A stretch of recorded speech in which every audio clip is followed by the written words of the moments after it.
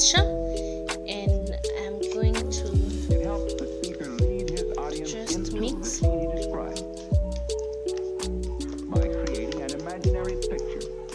Oh, this yellow thing is the conditioner. Then I have avocado, ripe avocado.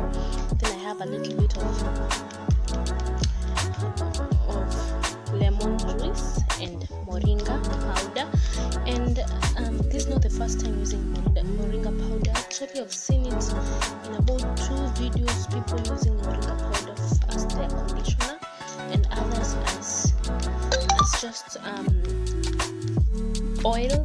They add moringa powder with some oil, yes, to make oil.